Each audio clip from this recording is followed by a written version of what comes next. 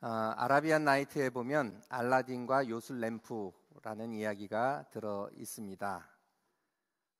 알라딘이 요술 램프를 얻게 되고 또 그것을 문질렀을 때 그 램프 안에서 거대한 거인이 등장합니다. 저 그림에 보듯이 파란색 이름이 뭘까요? 네, 지니. 네, 지니가 등장해서 알라딘이 원하는 소원을 말하면 하나하나 다 들어줍니다. 동서양을 막론하고 사람들은 누구나 자신의 소원을 들어줄 지니를 꿈을 꿉니다. 저런 존재가 있으면 좋겠다. 내게도 요술 램프가 있으면 좋겠다. 삼성전자가 1990년 초에 컴퓨터를 만들고 또 판매를 하기 시작합니다. 처음 브랜드 이름이 뭘까요? 알라딘이었습니다. 네. 삼성전자에서 만들어낸 처음 컴퓨터 이름이 알라딘. 그리고 시리즈가 나오다가 1995년 한 중반쯤 돼서 한 5년 지나고 나서 이름이 좀 유치하게 생각이 됐던 것 같습니다. 이름을 바꿨습니다. 매직 스테이션이라고 해서. 그런데 공통된 건 역시나 매직, 요술, 기술, 마법 이런 단어가 들어가 있습니다. 여전히 컴퓨터는 매직과 같다. 우리가 전혀 접하지 못한 신세계였습니다. 요즘은 AI 기술이 워낙 발전하여 또 다른 매직이 되고 있습니다. 페이스북 같은 SNS에 보면 너무나도 멋진 풍경이나 건물들 그리고 사람들이 등장을 합니다. 근데 잘 보면 진짜일까 하고 보면은 사람 얼굴이 너무 완벽한 거예요. 예쁘고 멋있고 또 건물도 이런 건물이 존재할까 이렇게 보는데 살펴보면 AI가 그린 합성한 그러한 그림이나 사진들임을 볼 수 있습니다. 요즘 새가족반을 지도하는 이임드 목사님 아주 새롭게 이제 교재를 다 한과한과 만들고 이제 그것을 한 번 더 업그레이드하는 중에 있습니다. 새가족분들이 좀 더 쉽게 접할 수 있도록 만화를 그리고 있습니다. 한번 그림을 보실까요? 네, 새가족 교재에 나오는 한과에 매번 저런 만화가 한 편씩 등장합니다. 여러분 저기 나오는 사람이 누굴까요? 네, 비슷하지요? 사진을 딱 보여주고 야 만화로 좀 바꿔라 했더니 저렇게 바꿔서 AI가 만화를 저렇게 잘 만들어냅니다. 내용이 궁금하시면 새가족반을 재수강하셔서 들으시면 되겠습니다. 또 하나의 전지전능한 지니가 아닌가. 챗GPT 또 이런 AI 기술이 참으로 놀랍다 하는 생각을 합니다. 하지만 이 모든 것은 가상 속 이야기입니다. 우리가 손에 쥐고 있는 휴대폰 안에 또 우리가 앞에 컴퓨터 모니터 안에 볼 수 있는 그러한 화면상의 가상 현실입니다. 진짜로 만들어내지는 못합니다. 현실 속에서 우리에게 기적이 필요할 때면 우리는 어떻게 합니까? 하나님께 기도를 합니다.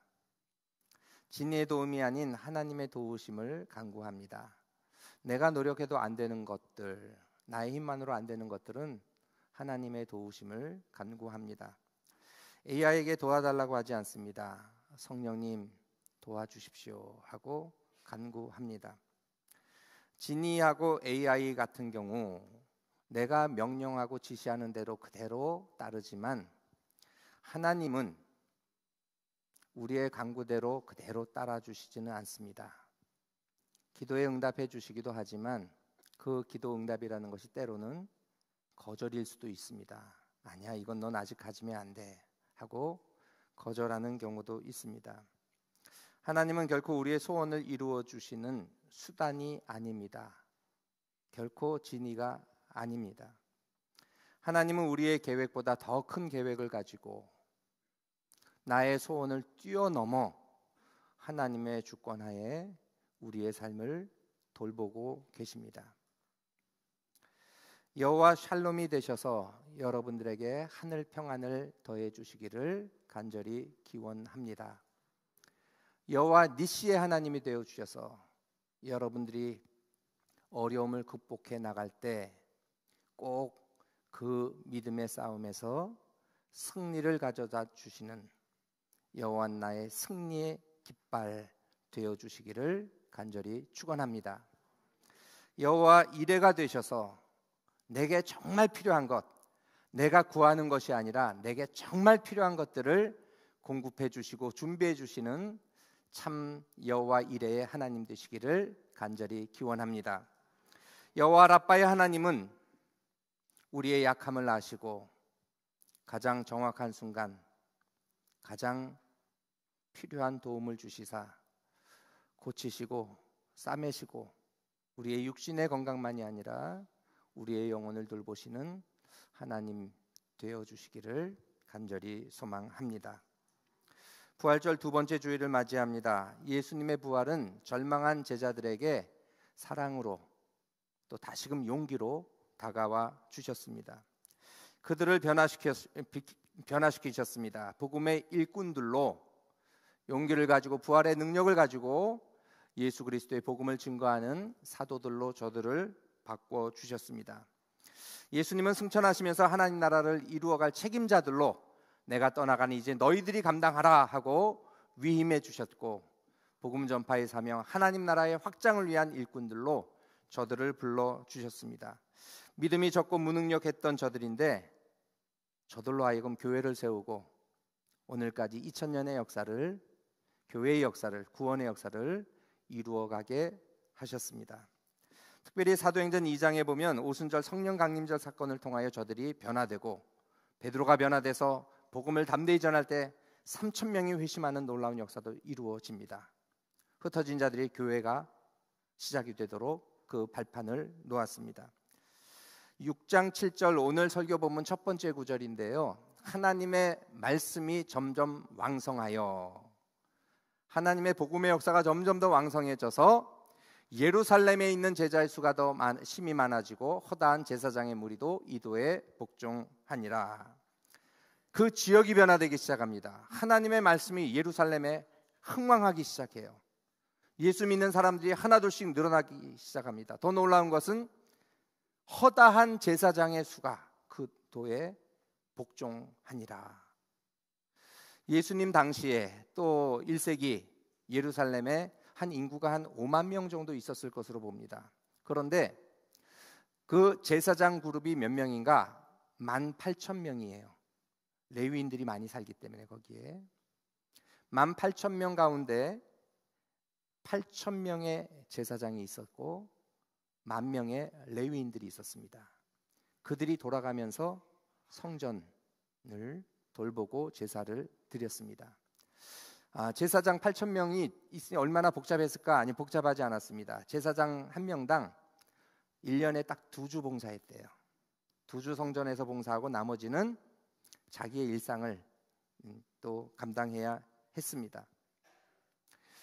이들 가운데서 예수님을 믿는 사람들이 늘어났다. 이건 예루살렘 또 유대 사회 속에서의 아주 강력한 변동임을 분명코 우리가 알 수 있습니다. 6장 7절은 사도행전의 첫 단락을 정리하는 내용입니다. 사도행전을 이해할 때 사도행전 1장 8절에 보면 오직 성령이 너희에게 임하시면 너희가 권능을 받고 예루살렘과 온 유대와 사마리아와 땅끝까지 이르러 내 증인이 되리라. 이 말씀을 통해서 사도행전을 구분할 수 있습니다. 첫 번째가 어디예요? 예루살렘이에요. 예루살렘에서 복음의 역사가 드러나는데 그것이 2장, 3장, 4장, 5장, 6장이에요. 그리고 예루살렘에서의 복음의 역사를 정리해 주는 구절이 바로 사도행전 6장 7절입니다. 예루살렘에 하나님의 말씀이 흥왕하였다라고 말씀합니다. 그리고 우리가 아는 대로 6장 다음에 6장 8절부터 스데반이 등장합니다. 7장에 스데반이 설교하고 마지막에 순교합니다. 너무 열심히 모여드니까 이제 하나님이 저들을 흩으십니다. 그 다음에 어디 가야 돼요? 온 유대와 사마리아도 나가야 되죠. 스데반의 박해로 흩어진 사람들이 복음을 전합니다.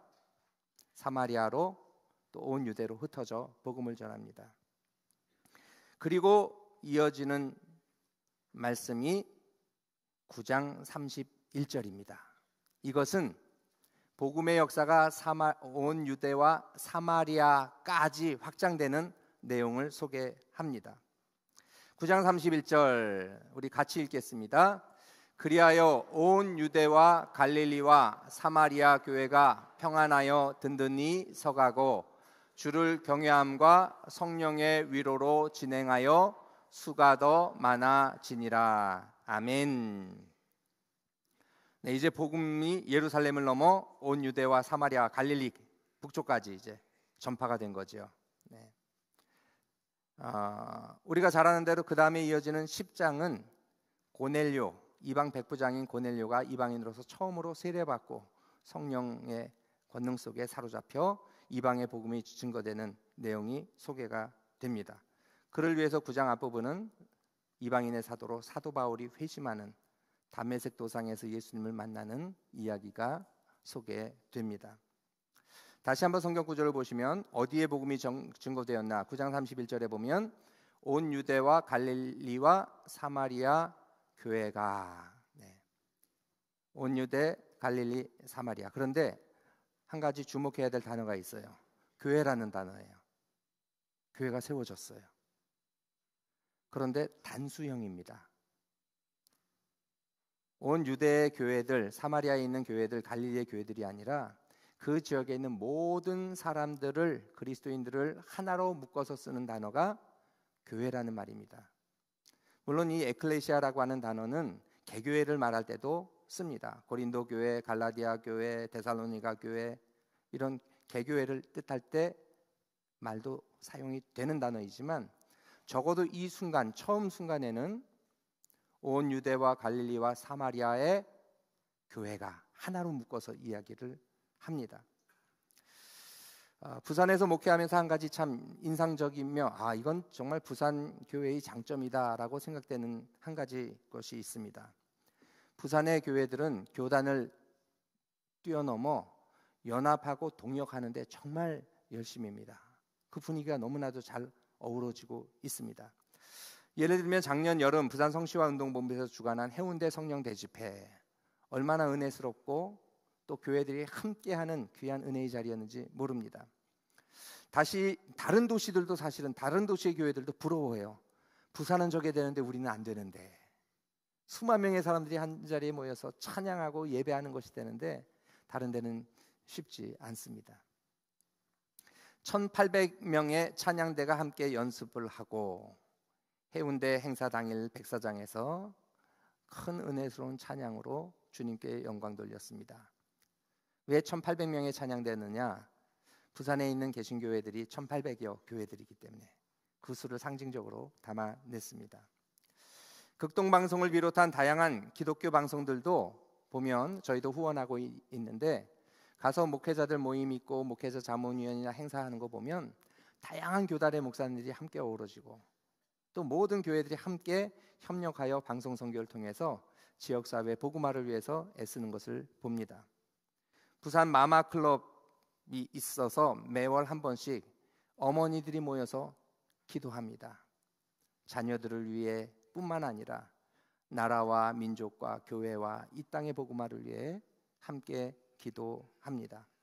3월 1일에는 금식하며 기도 모임을 갖더라고요.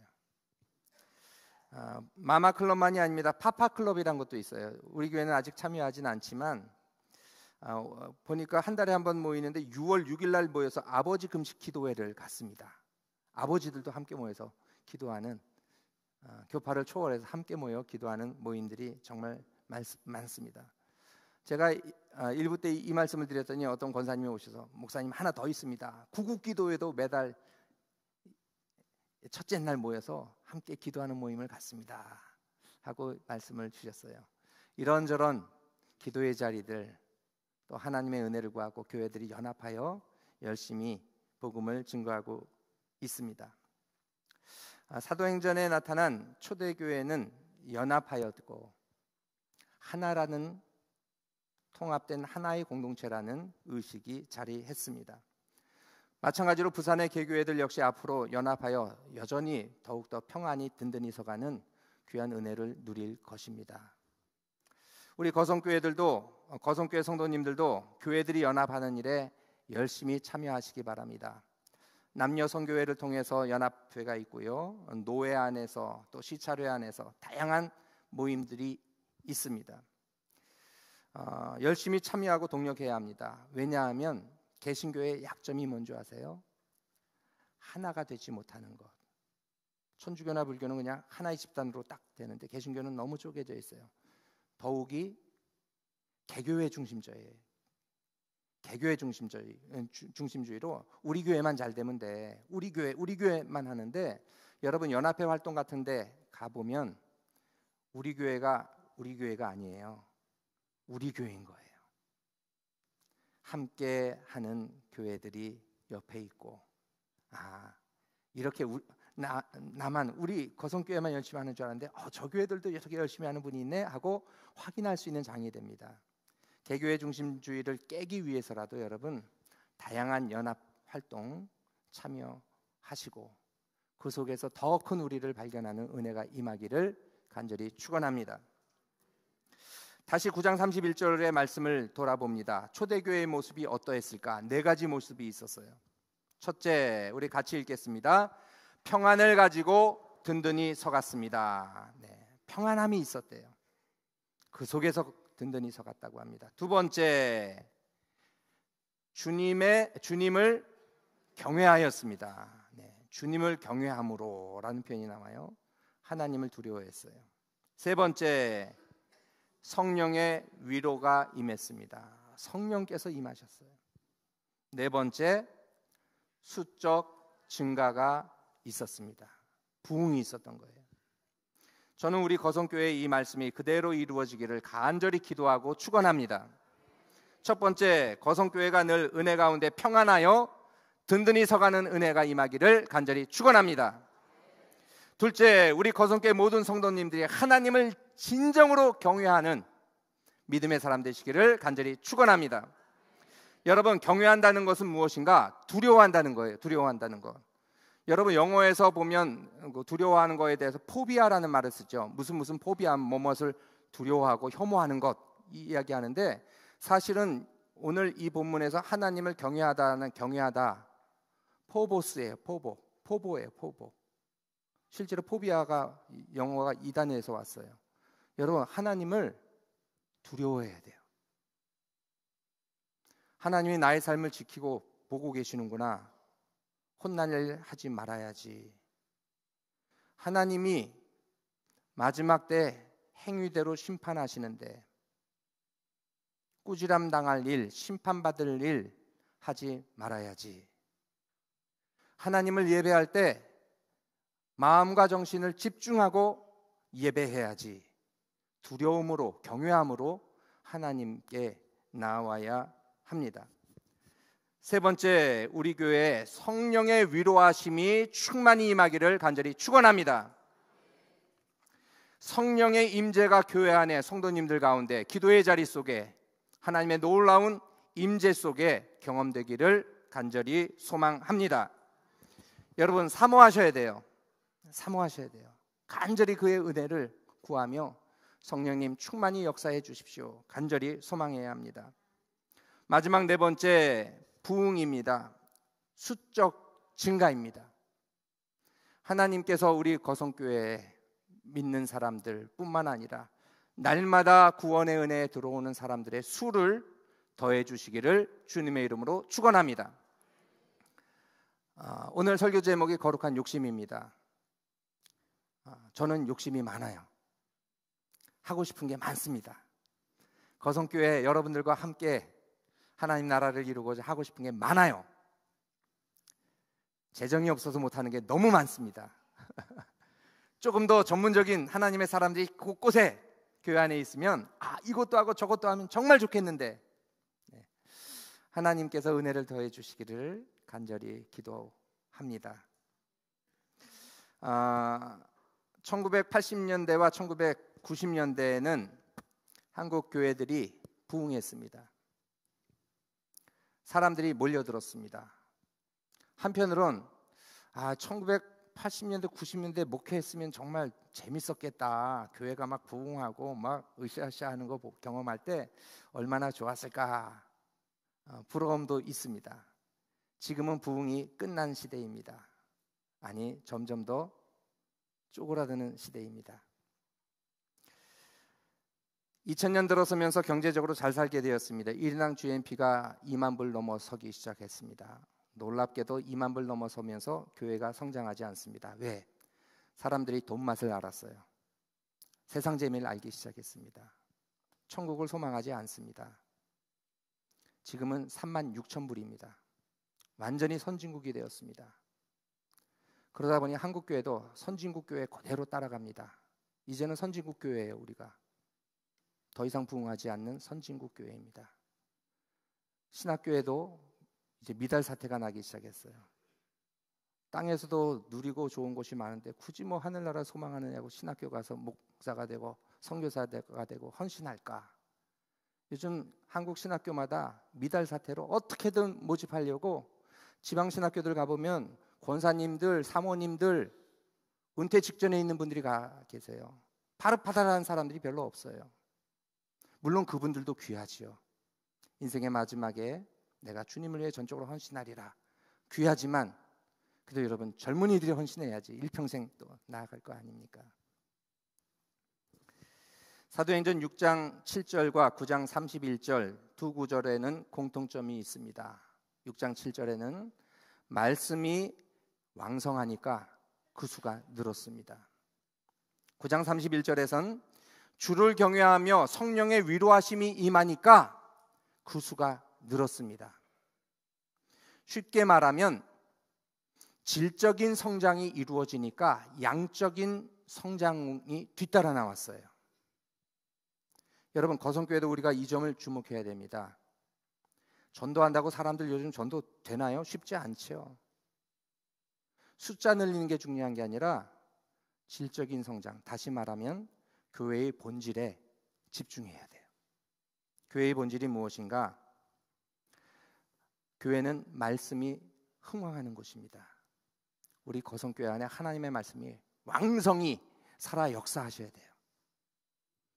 두 번째, 교회는 주를 경외함으로 예배하는 곳입니다. 하나님을 두려워함으로 예배해야 하는 거예요. 세 번째, 성령의 위로와 역사가 충만한 곳입니다. 그러하면 수적 부흥은 뒤따라 나옵니다. 우리가 전도잔치 안 해도 돼요. 안 되니까 그렇게라도 하는 거잖아요. 초대교회 전도 행사가 있었겠어요? 아니죠. 역사하는 능력이 있고 하나님의 사랑이 나누어지고 말씀의 역사가 풍성하니까 사람들이 막 몰려들었던 거예요. 성도 개개인이 하나님의 말씀으로 충만해야 합니다. 내 안에서 하나님의 말씀이 살아 역동하는가? 설교 말씀이 잘 들리고 있는가? 우리 주일 예배 때 보면 꼭 두 분이 설교 시작하면 눈을 감으시는 분이 계세요. 네. 작정하신 것 같아요. 물론 예배 시간에 편안하게 그동안 삶에 지쳐서 쉴 곳이 없었는데 예배 시간에 또 서울 말씨 쓰는 목사 소리 들으면서 편안하게 주무시다가 또 일어나서 마지막 파송회 찬송할 때 잠이 깨어가지고 일어나서 탁 찬양하고 떠나가는 것, 저는 그것도 감사해요. 어디서 그런 쉼을 누리겠어요. 여러분, 예배 시간에 저의 고백은 아닙니다. 잠깐 잠드셔 보셨나요? 꿀잠이라고 합니다. 네. 그런데 여러분, 그것도 좋지만 늘 두 분이 있는데 지금 두 분 다 눈을 뜨셨습니다. 눈을 뜨고 적어도 예배 속에, 설교 속에, 말씀 속에 한마디는 기억하고 가셔야 되지 않겠어요? 내게 오늘 주님께 저것 때문에 내가 오늘 설교 말씀 들었다 할 수 있는 그 한 가지. 매일 성경 큐티를 합니다. 시간과 정성을 들이셔야 합니다. 물론 시력이 좋지 않아 못 보시는 분이 계세요. 책 보는 것이 힘드셔서 책과는 담 쌓으신 분들도 계세요. 물론 그런 분들은 안 하셔도 돼요. 그러나 적어도 내가 책 읽는 것이 부담이 안 된다 하는 분들은 열심히 하시기 바랍니다. 여러분, 나중에 연세 들면 보고 싶어도 눈이 안 보여요. 볼 수 있을 때 보셔야 돼요. 구체적으로 적용하면서 하나님이 이 말씀을 통해서 내 삶을 어떻게 변화시키기를 원하시는가 구체적으로 기록하고 적고 그것을 소그룹 모임 속에서 나누셔야 합니다. 여러분, 내가 말할 수 있는 게 진짜 내 것이 되는 거예요. 듣기만 하고 읽기만 해서 내 것이 안 돼요. 그것을 내가 입 밖에 낼 때 그것이 나의 말씀이 되고 나의 삶이 됩니다. 여러분, 뜨겁게 예배해야 합니다. 하나님을 두려워함으로 힘껏 찬양하고 간절히 부르짖어야 됩니다. 파송에 찬송할 때 주께 드릴 열매 주님께 드립니다. 한번 손도 올려보세요. 제가 손 드세요 할 때 올리지 마시고 그냥 마음에 감동이 되면 한번 올려보세요. 다른 사람 생각하지 말고. 달라요. 그냥 이러고 찬양할 때하고 이러고 찬양할 때하고 달라요. 부르짖는 열심과 뜨거운 열정을 가지고 기도하고 힘껏 찬양하시기 바랍니다. 성령의 은사들을 사모함으로 구하십시오. 내게도 성령께서 강하게 역사해 주십시오. 저는 우리 거성교회에 방언으로 기도하는 분들이 정말 많았으면 좋겠어요. 저도 달랐는데 안 주셔가지고 저도 상당한 열등감을 느낍니다. 네. 옆에서 아내는 막 하는데 저만 못해서 사모하는데 어떤 때 막 주시는 것 같아요. 막 기도하다가 보면 혀가 꼬이는 순간이 있는 것 같은데 순간 제가 그때 정신이 차려져요. 그래서 이게 맞나 안 맞나 고민합니다. 그래도 포기하지 않고 지금도 기도합니다. 주님, 담임 목사가 돼서 이 성령의 은사를 좀 더 강력하게 체험하지 못하면 우리 교회가 변화되지 않는데, 성도들이 변화되지 않는데, 여러분 기도할 때 저를 위해서도 기도해 주세요. 그리고 우리 서로 위해 기도했으면 좋겠습니다. 현상이 중요한 건 아니지만 그래도 성령의 나타남이 은사들이에요. 치유의 은사도 임하고 가르침의 은사도 임하고 봉사의 은사도 임하고 또 성령께서 또 방언으로도 기도하고 더 깊이 기도할 수 있으면 얼마나 좋아요. 영적인 충만한 은혜가 임하는 우리 거성교회가 되기를 간절히 축원합니다. 한번 따라해 보십시오. 주님, 내게도 성령을 부어 주십시오. 주님, 내게도 성령을 부어 주십시오. 마지막, 주님, 내게도 성령을 부어 주십시오. 아멘. 네. 무르익어감을 느낍니다. 영적인 민감함으로 제가 느끼는데 하나님께서 우리 거성교회 한 분 한 분 그 사모함 속에 놀라운 은혜와 은사와 성령의 충만한 임재로 예배 시간마다 주님 만나는 감격이 있고 예배할 때 눈물이 쏟아지기도 하고 찬양하는데 저절로 막 손이 올라가고 말씀 들을 때 아멘 아멘 응답이 마음속으로 되고 소리도 때로는 나오고 그러한 귀한 뜨거운 예배가 주님 앞에 드려지기를 간절히 기도합니다. 여러분, 기도하면 거룩한 욕심이 생깁니다. 이것을 비전이라고 합니다. 사명이라고 합니다. 기도하면 하고 싶은 게 많아집니다. 2002년 한일 월드컵 때 히딩크 감독이 한 말을 여러분은 아실 거예요. 뭐라고 했죠? 유명한 말 한마디. 꿈은 이루어진다는 카드 섹션이었고 히딩크 감독이 한 얘기가 뭐였죠? 나는 배고프다? 네, 한국말로 안 했어요. 영어로 했어요. I'm hungry? 하나가 더 있어요. I'm still hungry. 나는 여전히 배고프다. 이걸 언제 했는 줄 아세요? 16강전 올라서 일본도 똑같이 올랐는데 일본은 16강에서 탈락했어요. 근데 우리는 16강전에서 이탈리아를 2대1로 이겼습니다. 온 국민들이 좋아했어요. 이제 8강 가는구나. 근데 마침 옆 나라는 떨어졌어요. 더 신났겠죠? 막 좋아하고 있는데 그때 히딩크 감독이 한 얘기예요. 나는 여전히 배고프다. 아직 정신 차려야 된다. 아직 만족하면 안 된다. 그리고 8강 가서 스페인을 승부차기 끝에 5대3으로 이겼습니다. 네. 저는 우리 성도님들이 지금의 거성교회로 만족하지 않았으면 합니다. 물론 우리가 우리의 삶에 대해서 하나님의 은혜에 대해서 감사히 여기고 자족하는 마음이 있어야 되겠지만 교회를 생각하면, 교회의 사명을 생각하면 결코 만족하지 않았으면 합니다. 부흥이 중단된 시기에 현상 유지만으로 만족하지 말고 여전히 부흥을 꿈꾸는 교회가 되고 성도님들이 되시기를 간절히 축원합니다. 부산도 마찬가지입니다. 부산을 말할 때 노인과 바다 그리고 아파트의 도시라고 합니다.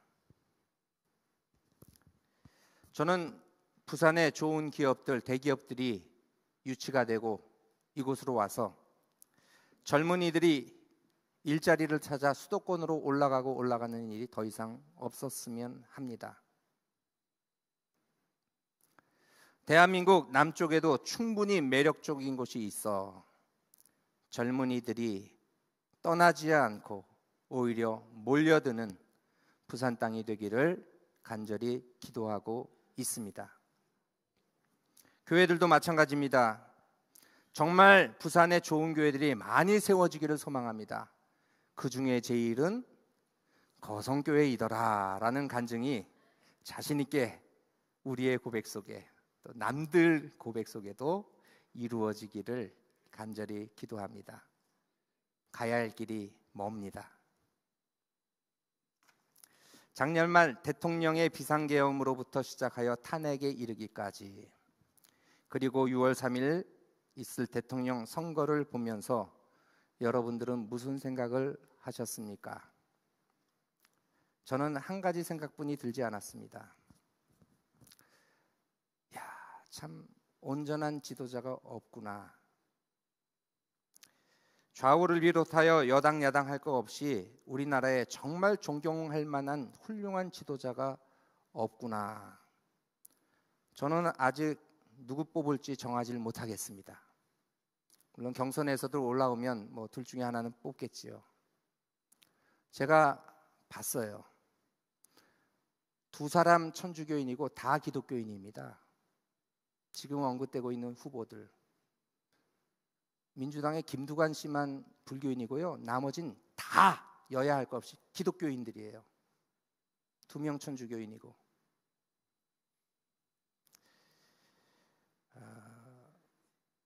한국교회가 정신 차려야 되겠다. 물론 그분들도 훌륭해요. 그 밑바닥부터 거기까지 올라갈 정도면 훌륭한 분들이지요. 그러나 한국교회가 교인들 교육 잘 시켜야 되겠다. 여러분 강단을 위해서도 기도해 주세요. 교회 학교 선생님들 정신 차려야 되겠다. 그래도 그 사람들은 대통령 후보라도 나오는데 우리 거성교회 교사분들 뭐 하셨어요? 전도사님들, 목사님들 앞으로는 비전, 우리 5대 비전인데 저는 개인적으로 6대 비전, 최근 올해 들어서 하나가 더 생겼어요. 정말 존경받는 훌륭한 믿음의 대통령 배출하는 거성교회. 여러분 부산 외곽에 있는 데서는 벌써 섬에서도 배출하고요. 저 구석퉁이에서도 배출했어요. 교육 환경도 더 좋은데 부산이. 대통령 배출하는 교회 돼야 되겠다. 아멘이 없네요. 기왕이면 거룩한 욕심을 가져야 되지 않을까 싶어요. 왜 사람이 없냐 비난하는 것이 아니고 불평하는 것이 아니라 언제가 될지 모르지만 우리가 키워내야 되겠다. 여러분 이제 교회학교 아이들을 비범한 눈으로, 비상한 눈으로 바라보시기 바랍니다. 예전에 제가 어렸을 때에는 남자아이들이 대답을 합니다. 너 커서 뭐 될래? 하면 대부분 뭐라고 대답하죠? 대통령 될래요. 꿈이라도 컸어요. 그 당시엔. 요즘은 뭐 될래? 하면 뭐라고 대답하죠? 잘 모르겠어요예요. 네.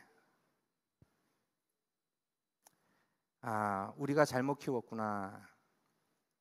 꿈을 이야기하고 하나님의 비전을 이야기하고 노력해야 되겠다 생각합니다. 지난 11월 재직 세미나 강사로 임성빈 장신대 전 총장님이 오셨습니다. 대화 나누는 가운데 그분이 하나를 소개해 주셨어요. 한국 리더십 학교. 저희 아이들 꼭 보내라고 합니다. 대학교 졸업하면 들어갈 수 있습니다. 임성빈 총장님이 교수로 있을 때 몇몇 뜻있는 분들과 함께 이 사회를 바라봐서 안 되겠다. 신학교는 하나님의 일꾼을 키우지만 교회 안에 일꾼을 키우기 때문에 이것 가지고 안 되겠다 싶어가지고 각계각층에 있는 경제, 정치 혹은 학계에 있는 분들을 네트워크해가지고 우리 한국 사회의 각 분야의 지도자를 우리가 키우고 훈련해야 되겠습니다 해가지고 만든 학교가 한국 리더십 학교랍니다. 통일 한국을 준비하는 리더십 네트워크를 구축하고 하나님 나라를 각각의 분야 속에서 확장시켜 나가는 일꾼들을 키워내야 되겠다 하고 작정하고 학생들을 모집하고 키워내고 있습니다. 2001년 3월에 개원했어요. 벌써 25년 됐대요. 한 번에 35명, 1년입니다. 봄학기, 가을학기. 그리고 여름에는 필드 스타디로 미국과 유럽을 방문합니다. 다 섭외해가지고 뉴욕의 UN 본부를 방문하고 브뤼셀의 EU 본부를 방문하고 제네바의 다양한 국제기구를 방문하면서 거기에서 일하는 한국분이나 실제로 아니면 외국인들을 섭외해서 대화를 나눕니다. 좋은 네트워크를 만들어 선배 기수들이 후배 기수들을 이끌어 주기도 합니다. 지원 자격은 다음과 같습니다. 1. 하나님 나라 실현과 실천, 통일 한국 준비를 위한 크리스천 리더십 훈련에 성실히 참여하려는 기독 학생. 2번째, 훈련 기간 동안 매주 토요일을 온전히 헌신할 수 있는 청년. 각자 공부하는 혹은 직장에서 일하는 분야가 있기 때문에 토요일 하루 종일 공부합니다. 3번째, 리더 경력자와 대학원생 우대. 여기서 리더 경력자란 청년대학부, 선교단체, 시민단체에서 리더로 활동하는 사람들 우대하고 지원 자격이 있습니다. 지원 서류에는 영어 성적도 내야 돼요. 왜냐하면 밑바닥부터 키우는 게 아니라 어느 정도 자격된 아이들 끌어올리겠다는 그러한 목표로 한국의 믿음의 리더십을 세워나가자 하고 진행하고 있습니다. 이러한 다양한 운동들과 모임들이 한국교회와 한국사회에 점점 많아져야 되겠다 생각합니다. 우리 거성교회도 우리 성도님들도 또 우리 청년들도 함께 거룩한 꿈 꾸어나가시기를 부탁드립니다. 정말 우리 거성교회에서 대통령 배출되었으면 좋겠습니다. 안 되란 법이 없습니다. 그렇죠? 혹시 모르지 않을까요? 여성 대통령이 나올 수도 있어요. 저희 교회 청년들 보면 남자보다 여자들이 난 것 같아. 혹시 통일 한국의 대통령이 나오지 않을까? 멋진 기독 실업가가 나와서 경제를 좌지우지할 수 있는 훌륭한 사업가도 나와 또한 혹 그가 경제 대통령이 돼도 좋겠다 생각합니다. 이사야 60장 21절 내 백성이 다 의롭게 되어 영원히 땅을 차지하리니. 구약 성경의 핵심은 이거예요. 땅 차지하는 얘기예요. 땅의 이야기거든요. 그들은 내가 심은 가지요 내 손으로 만든 것으로서 하나님이 심어주시면 되죠.